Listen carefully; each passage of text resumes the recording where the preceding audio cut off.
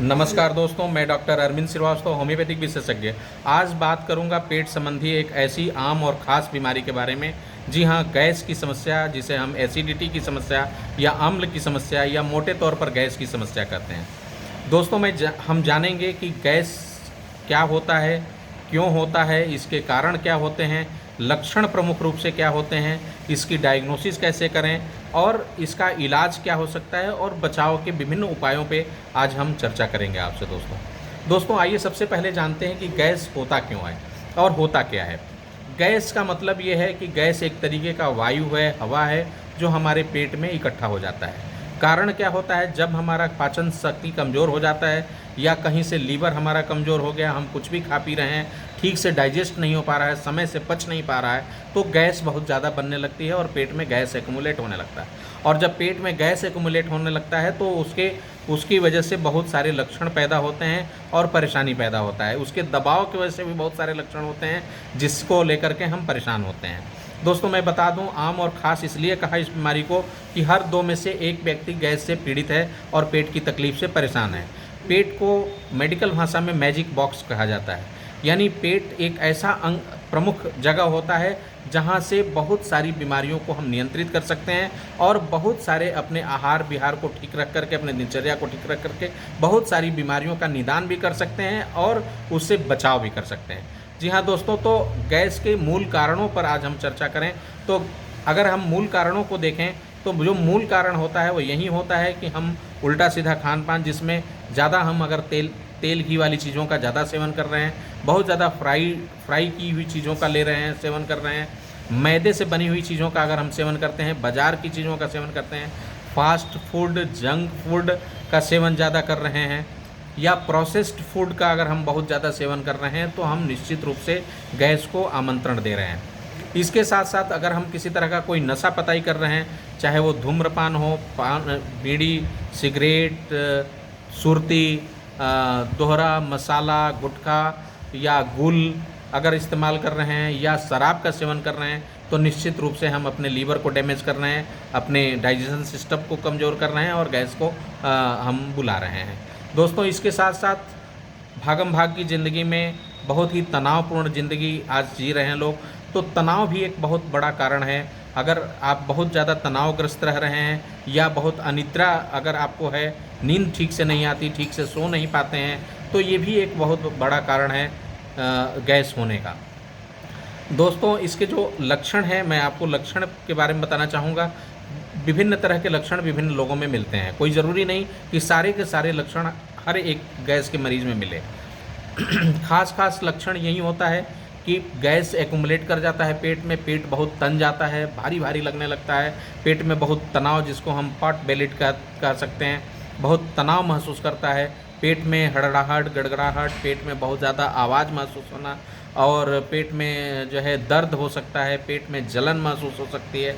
इसके साथ साथ ही जलना या पूरा जलन यहाँ से लेकर के यहाँ तक महसूस होना, ये इस तरह के लक्षण देखने को मिल सकते हैं। इसके साथ साथ और भी लक्षण होता है, जब अगर दबाव जो है वायु का या गैस का बहुत ज़्यादा दबाव जब डायफ्राम पड़ता है, तो वो जो प्रेशर पड़ता है उसकी वजह से जो है हमें सकदम जैसा लग सकता है या बहुत घबराहट, बेचैनी के साथ साथ बहुत पसीना और सीने में भारीपन और या हल्का सा दर्द महसूस कर सकते हैं या दबाव महसूस करते हैं। और कभी कभी तो ये कन्फ्यूज़ हो जाता है व्यक्ति कि यह गैस की समस्या है या हार्ट की समस्या है।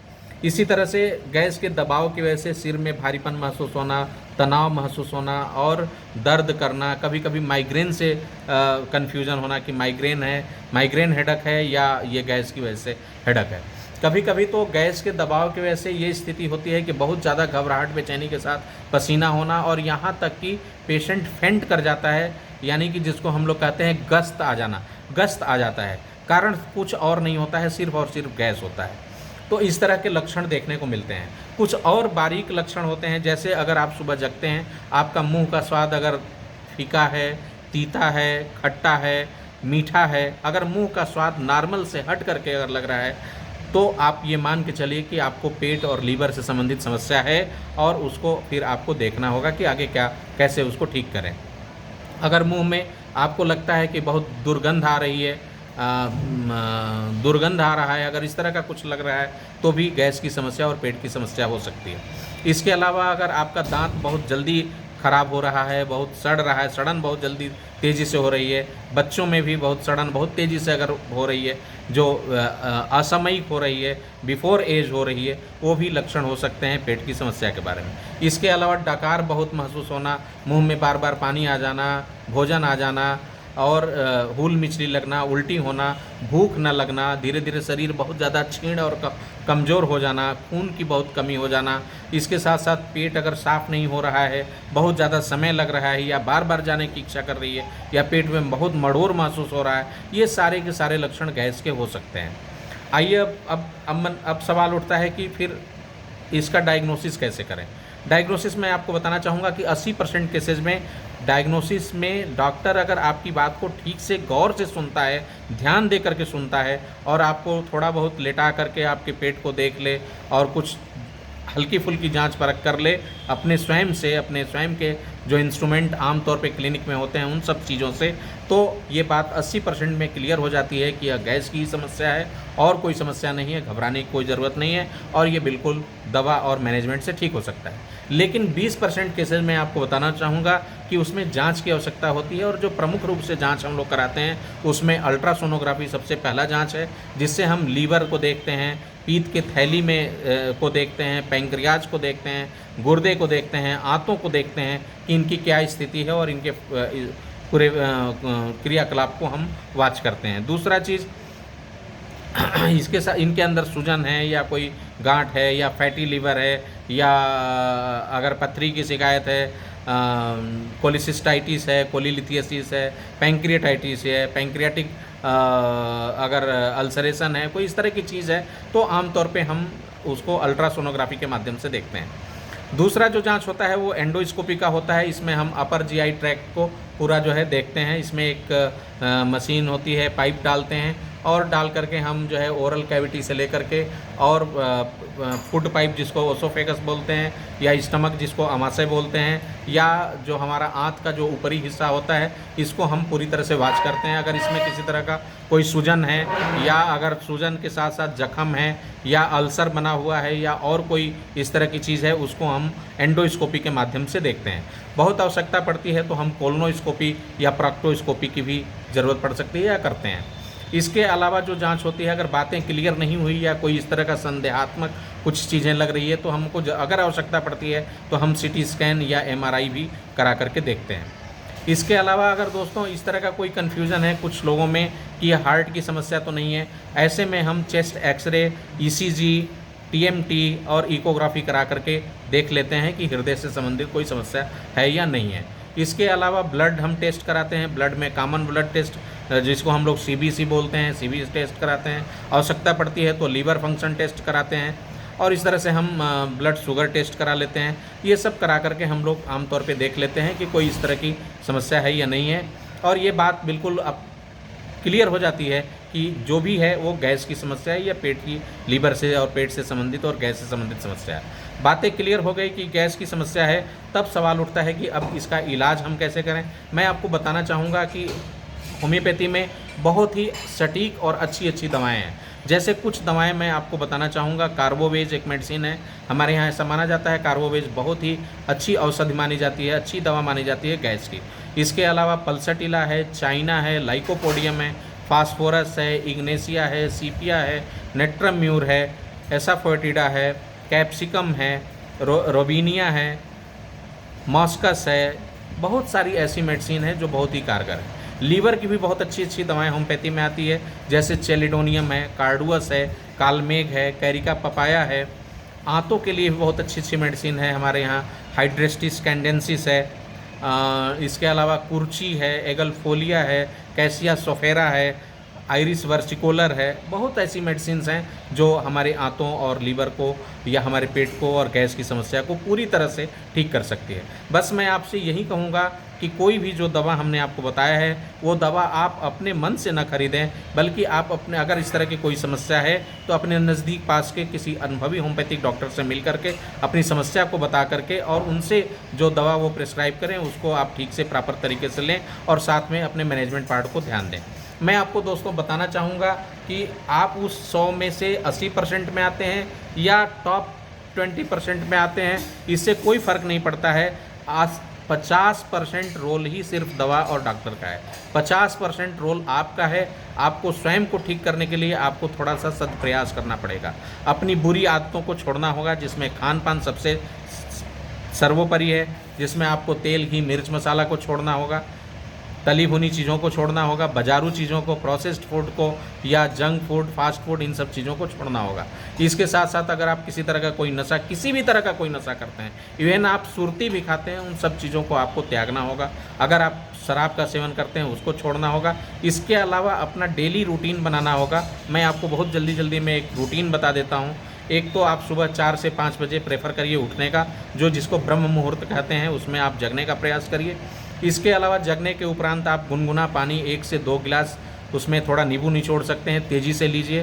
तत्परांत आप फ्रेश होने जाइए। फ्रेश होने के उपरांत आप थोड़ा सा मॉर्निंग वॉक करिए, 40 से 45 मिनट तेज़ टहलिए। इसके अलावा योग प्राणायाम करिए, सूर्यासन कर सकते हैं, सूर्य नमस्कार कर सकते हैं, और अनुलोम विलोम, कपालभाति, ये सब कर सकते हैं। इसके अलावा 4 विशेष आसन मैं आपको बता रहा हूँ। अगर आपको पेट की तकलीफ़ और गैस की तकलीफ़ है तो 4 विशेष आसन आप याद रखिए। पहले नंबर पे हस्तपादासन है, दूसरे नंबर पे मकरासन है, तीसरा है पवन मुक्त आसन है, और चौथा है वज्रासन।